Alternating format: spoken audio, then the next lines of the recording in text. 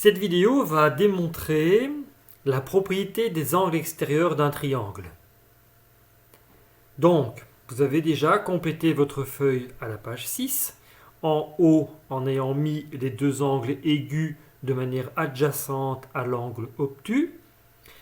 Et donc, on sait définir un angle extérieur. Un angle extérieur est formé par un côté et le prolongement d'un côté, issus tous les deux d'un même sommet.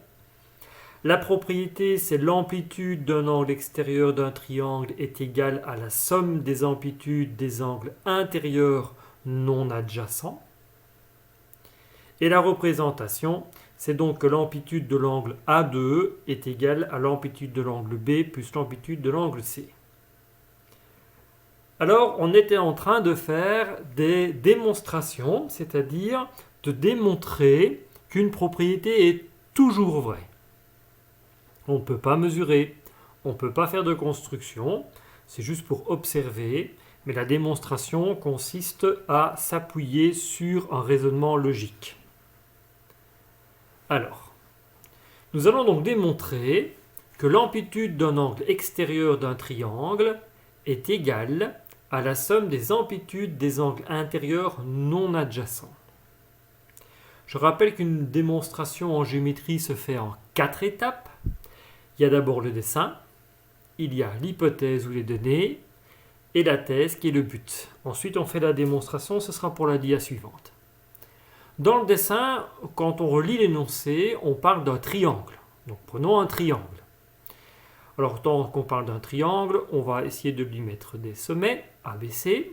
On parle d'un angle extérieur, donc on va prolonger un côté. Et on va nommer cet angle extérieur. Et ici, je l'ai marqué en bleu et on va le numéroter. Numéroter 2 et le A est pour l'intérieur, l'angle intérieur. Et donc, dans l'hypothèse, on a un triangle ABC. Et on a prolongé un côté pour former l'angle A2, qui est un angle extérieur au triangle. Le but de la démonstration, la thèse, c'est donc de montrer que l'amplitude de l'angle vert et que l'amplitude de l'angle rouge, ensemble, forment l'amplitude de l'angle bleu.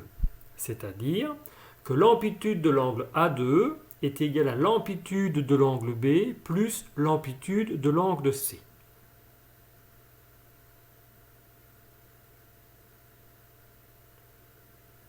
C'est ce que nous allons essayer de démontrer.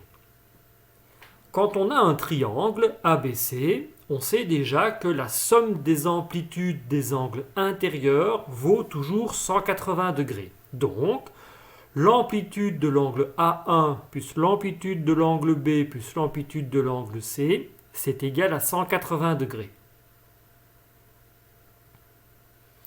On remarque aussi que dans le dessin, puisqu'on a prolongé un côté du triangle, l'angle A1 plus l'angle A2 forment un angle plat.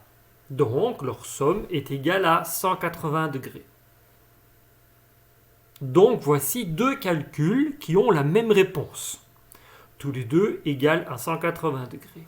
Puisque les deux égalités donnent 180 degrés comme résultat, alors c'est que ces calculs sont égaux aussi.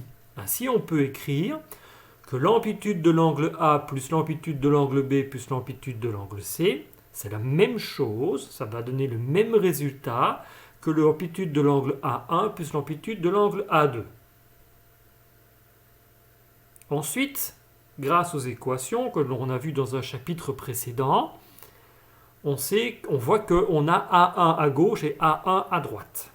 Donc, enlevons à gauche et à droite l'amplitude de l'angle A1. Et il reste donc que l'amplitude de l'angle B plus l'amplitude de l'angle C, c'est égal à l'amplitude de l'angle A2.